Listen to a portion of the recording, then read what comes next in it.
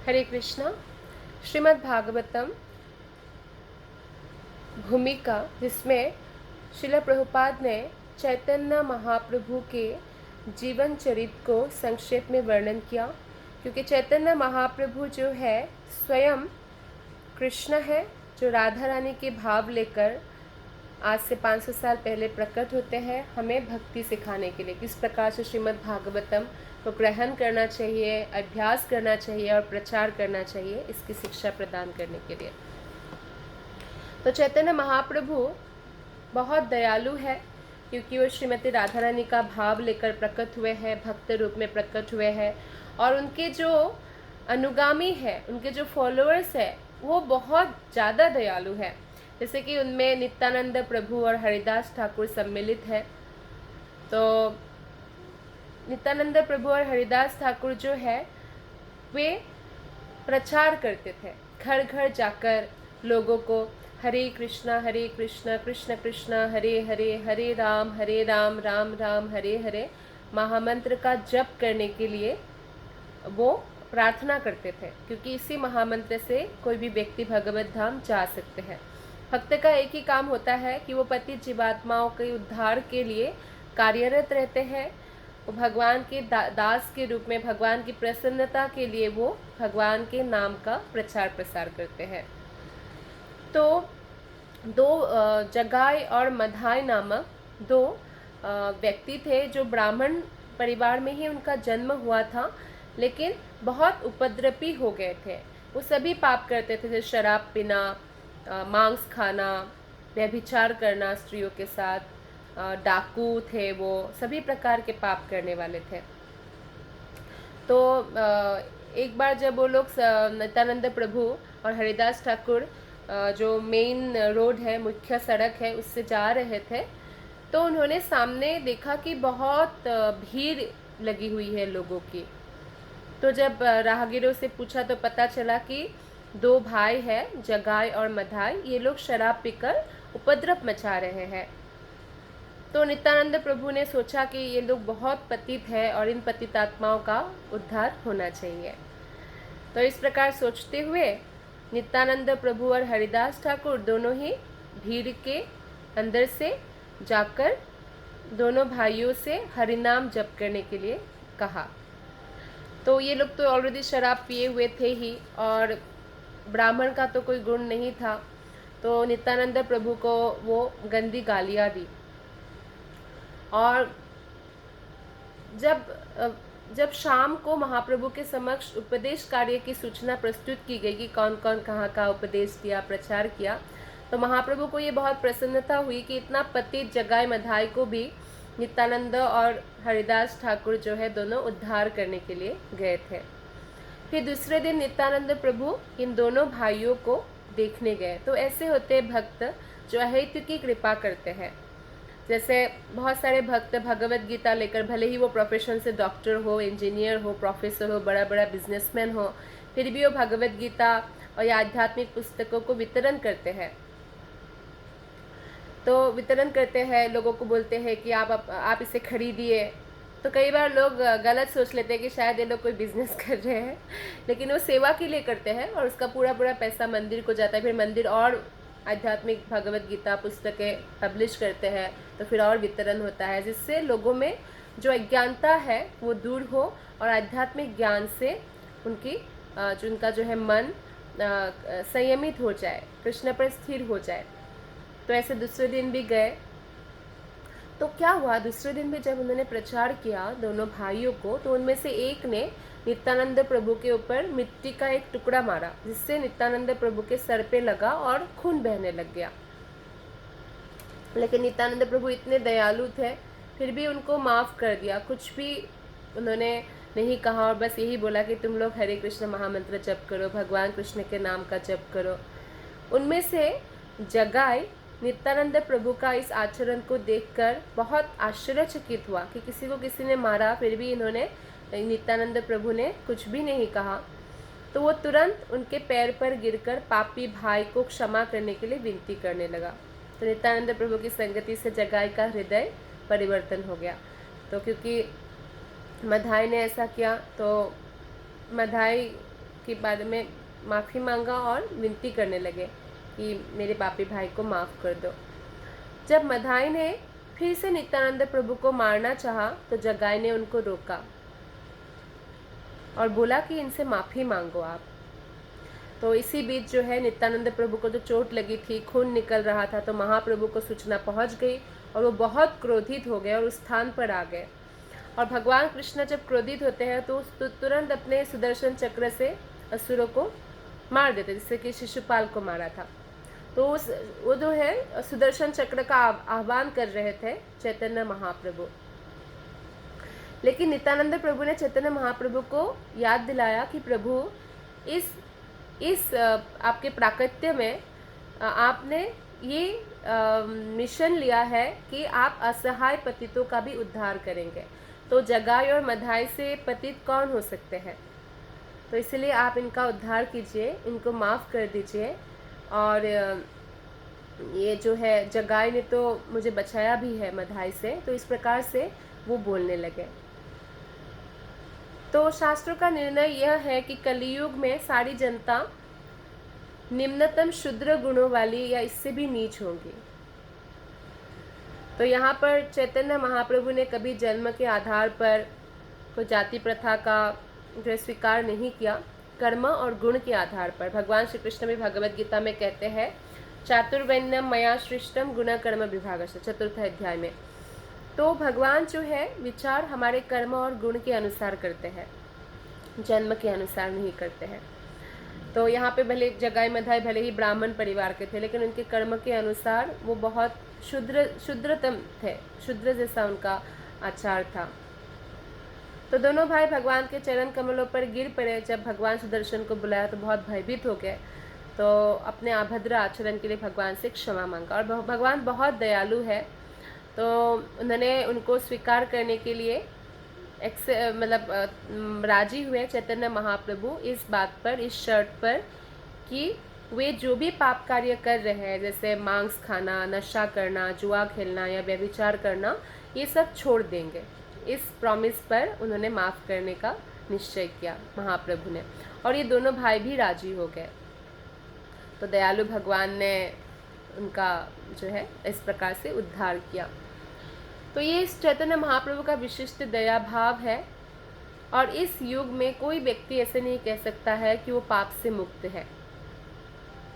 लेकिन भगवान चैतन्य महाप्रभु जो है कलयुग में इसीलिए अवतरित होते हैं ताकि पापी से पापी व्यक्तियों का भी उद्धार हो सके। और भगवान चैतन्य सभी प्रकार के पापी पुरुषों को इस शर्त के साथ स्वीकार करते हैं कि वे प्रामाणिक गुरु से दीक्षा लेंगे और जो पापपूर्ण आदतें हैं उसको छोड़ देंगे। तो श्रील प्रभुपाद जब गए भारत से बाहर, तो बहुत व्यक्ति को प्रभुपाद ने प्रचार किया जो ये चारों काम करते थे, नशा करना, जुआ खेलना, व्यभिचार करना या मांस खाना।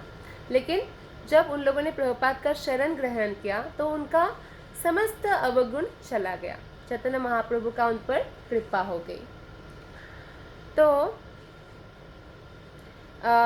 चैतन्य महाप्रभु ने बहुत सारी जो है अपनी लीलाएं में बहुत सारा चमत्कार भी करके दिखाया है। लेकिन हालांकि गृहस्थ जीवन में बहुत ज़्यादा उन्होंने नहीं दिखाया। फिर भी एक बार श्रीनिवास ठाकुर के घर में सब लोग जो है संकीर्तन की चरम सीमा पर थे और महाप्रभु बहुत आनंदित होते हैं जब कोई संकीर्तन करते हैं, नृत्य करते हैं, हरे कृष्णा कृष्ण कृष्ण हरे हरे, हरे राम राम राम हरे हरे, इस महामंत्र पर। तो एक बार उन्होंने भक्तों से पूछा श्रीनिवास ठाकुर के घर में कि आप लोग क्या खाना पसंद करोगे, कोई खाने की इच्छा है? तो सब ने कहा कि हमको आम बहुत पसंद है। आम जनरली बहुत लोगों को पसंद होता है। तो फिर चैतन्य महाप्रभु ने कहा कि एक आम की गुठली दे दो, जबकि उस समय आम का मौसम नहीं था। तो फिर भी उस गुठली को ही उन्होंने श्रीनिवास ठाकुर के आंगन में लगा दिया और तुरंत ही उसमें से लता प्रकट हुई और बहुत सारा आम से लदा हुआ पेड़, और सब लोग जो है पेट भरकर खाए, झुक गए। इतना आम पका हुआ, वो भी इतना रसीला, मीठा, स्वादिष्ट, जैसे दिव्य है, दिव्य जगत के है, जो इस जगत के स्वाद से कोई तुलना नहीं है। तो ऐसे आम खा के सब लोग संतुष्ट हो गए। और ये वृक्ष श्रीनिवास के आंगन में लगा रहा और भक्तगण इससे इच्छा अनुसार फल प्राप्त करते रहे। तो कल्प वृक्ष जैसे कृष्ण के धाम में जो कल्प वृक्ष होते हैं, वहाँ पे भी कल्प वृक्ष से कुछ भी मांगे तो कुछ भी देने में समर्थ है। तो महाप्रभु के हृदय में जो ब्रज गोपिकाएं हैं ब्रज भूमि के, तो उनके प्रति बहुत सम्मान था। और चैतन्य महाप्रभु भगवान नाम कीर्तन तो करते ही थे, पर एक बार ऐसे वो गोपियों के पवित्र नाम लेने लगे, क्योंकि भगवान और भगवान के भक्तों का नाम दोनों ही हमें पवित्र करते हैं।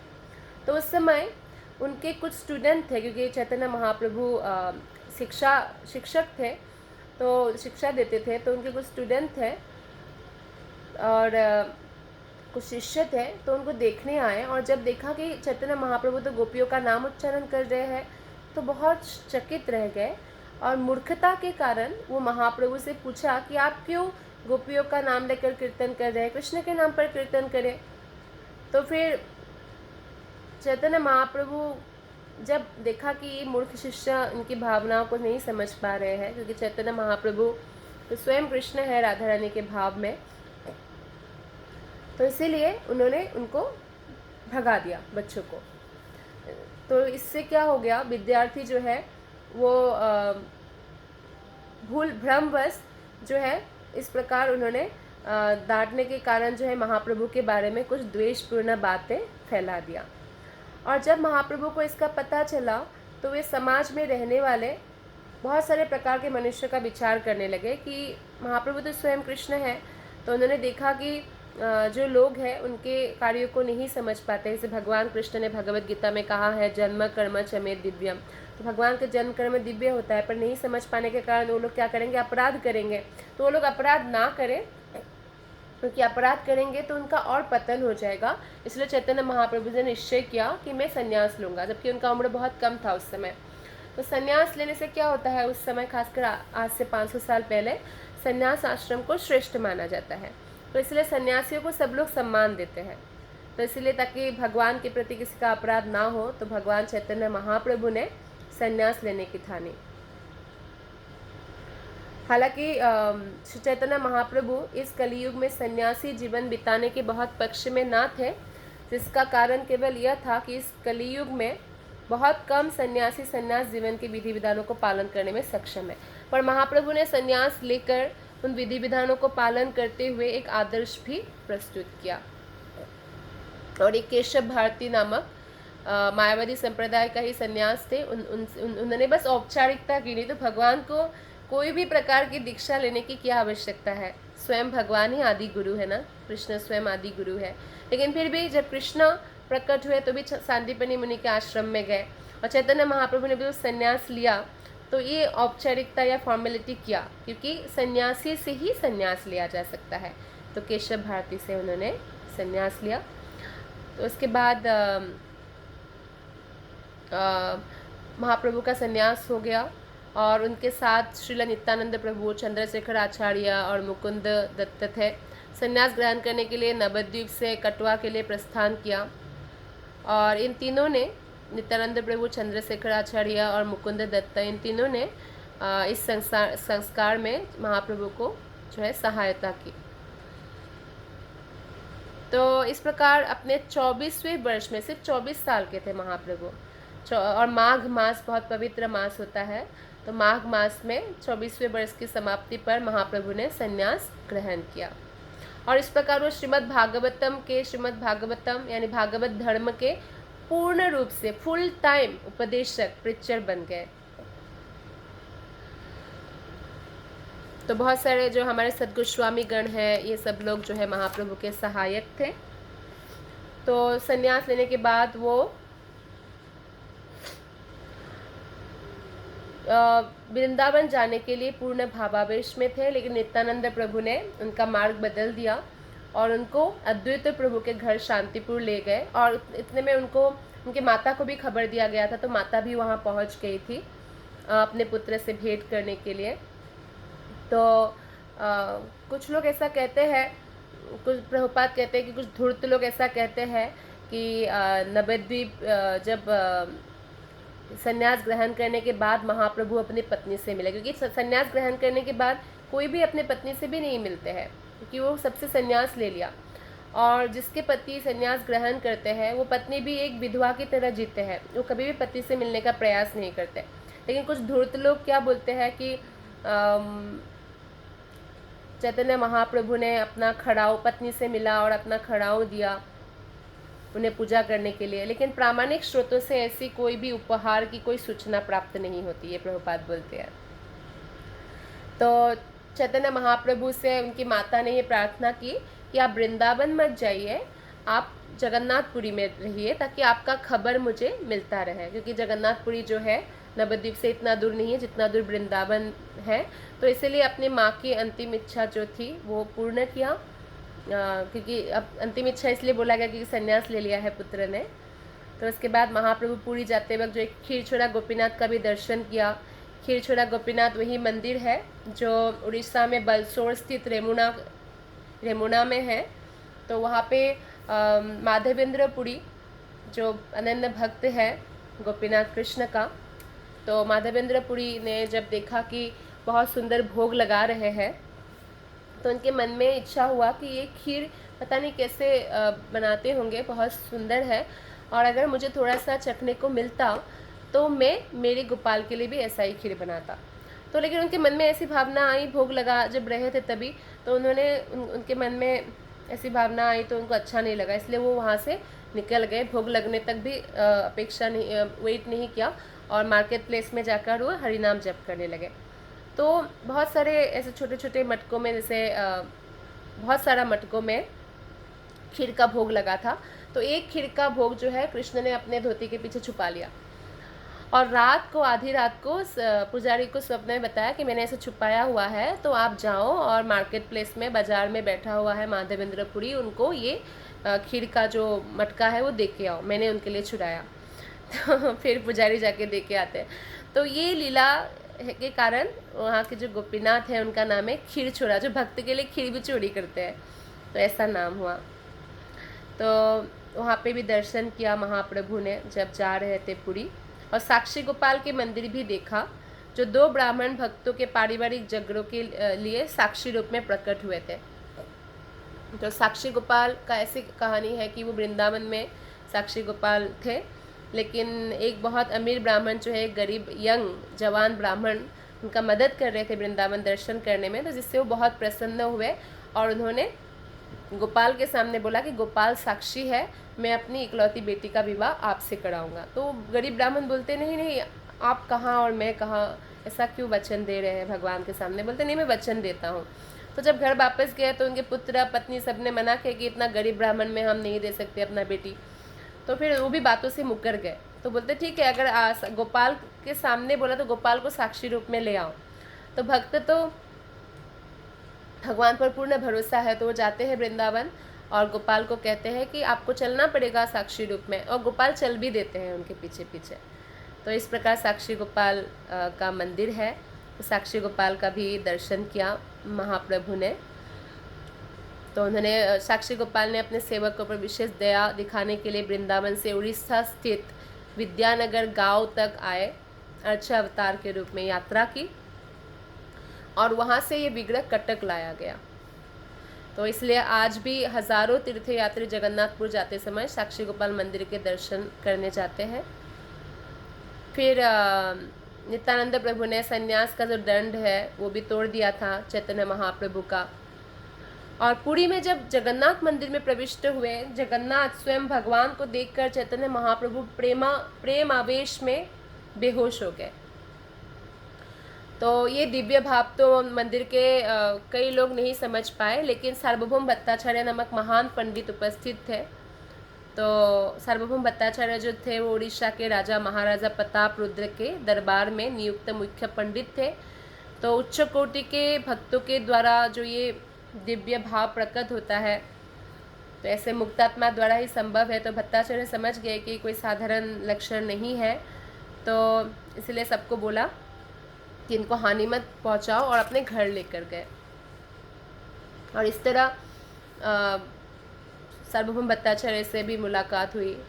और बाद में जब सार्वभौम भट्टाचार्य को ये पता चला कि भगवान चैतन्य के नाना जी नीलांबर चक्रवर्ती, यानी मम्मी के जो पिताजी नीलांबर चक्रवर्ती नाम है उनका, चैतन्य महाप्रभु के नाना, सार्वभौम भट्टाचार्य के पिता के सहपाठी थे, मतलब एक साथ पढ़े थे, यानी क्लासमेट थे। तो इसी कारण जो है एक वात्सल्य भाव उत्पन्न हुआ सार्वभौम भट्टाचार्य के अंदर। तो सार्वभौम भट्टाचार्य ने सोचा कि ये तो इतना जो है यंग सन्यासी है और इनको जो है मैं वेदांत का शिक्षा प्रदान करूँगा। तो महाप्रभु ने भी स्वीकार कर ली और फिर दोनों जगन्नाथ मंदिर में बैठ गए और भट्टाचार्य 7 दिनों तक लगातार बोलते रहे। महाप्रभु ध्यान से सुनते रहे और उन्हें कोई टोका नहीं। लेकिन बाद में जब उनको लगा कि ये जो महाप्रभु चैतन्य महाप्रभु है ये तो सुने जा रहे हैं 7 दिन तक, कुछ बीच में कुछ पूछा भी नहीं है, इसलिए नहीं पूछा क्योंकि महाप्रभु उनके भाषणों से सहमत नहीं थे। और बाद में जब पूछा कि आपने कुछ प्रश्न पूछना है, तो महाप्रभु ने बाद में बोला कि एक्चुअली मुझे पूरा समझ में आया जो भी आपने मुझे श्लोक का बताया, लेकिन आपने जो उसका टीका किया है, जो उसका समझाया है अपने भाषा में, वो मुझे समझ में नहीं आया। महाप्रभु इस प्रकार बोले, महाशय, मैं वेदांत सूत्र के जन्माद्यस्य यथाशास्त्र योनित्वा तथा अथातो ब्रह्म जिज्ञासा जैसे श्लोकों के अर्थों को तो समझता हूँ, लेकिन जब आप इनकी व्याख्या अपने ढंग से करते हैं वो मेरे लिए समझ पाना कठिन है, क्योंकि भक्त हमेशा व्याख्या को एज इट इज़ जैसे भगवान ने बोला वैसे करते हैं। तो सार्वभौम भट्टाचार्य अपनी विद्वता से अलग तरह से व्याख्या कर रहे थे। तो बोलते हैं कि आप सीधा अर्थ नहीं बता रहे हैं, आप अप्रत्यक्ष व्याख्या बता रहे हैं। तो इस तरह से बताते हैं चैतन्य महाप्रभु। और चैतन्य महाप्रभु ने आगे भी कहा कि वेदों का जो प्रमाण है वो निर्विरोध है और वो निस्सहाय है। जो कुछ वेदों में कहा गया है उसे पूरा पूरा स्वीकार करना चाहिए। शंख, जैसे वेदों में अगर कहा गया है कि शंख जो है, शंख तो हड्डी है और गोबर तो पशुमल है ना, तो हड्डी और पशुमल को अस्पृश्य मानते हैं, लेकिन शंख और गोबर ये दोनों को बहुत पवित्र माना जाता है। तो वेदों में ये कहा गया है तो ये वेद प्रमाण है, हमें उसे स्वीकार करना चाहिए। तो वेद की जो आदेश है उसको यथारूप स्वीकार करना चाहिए। कोई ऐसे भौतिक दृष्टि से कोई तर्क वितर्क नहीं करना चाहिए, नहीं तो हम नहीं इस अभिप्राय को समझ पाएंगे। तो महाप्रभु कहते हैं कि यदि कोई तर्क करे कि गोबर शुद्ध है तो ब्राह्मण का मल कितना शुद्ध होगा, नहीं, वेदों में ब्राह्मण का मल शुद्ध है नहीं बताया, गोबर शुद्ध है, गाय का मल शुद्ध है ये बताया है। तो हमें उसे ही ऐसे ही मानना होगा। तो इसलिए हमें व्यासदेव ने जैसे श्रीमद् भागवतम दिया है, श्रीमद् भागवतम भी वेदांत सूत्र का जो है एक्सप्लेनेशन है, तो हमें एज इट इज़ स्वीकार करना होगा। हम अगर व्यासदेव से अपने आप को अधिक बुद्धिमान समझे तो ये मूर्खता होगी।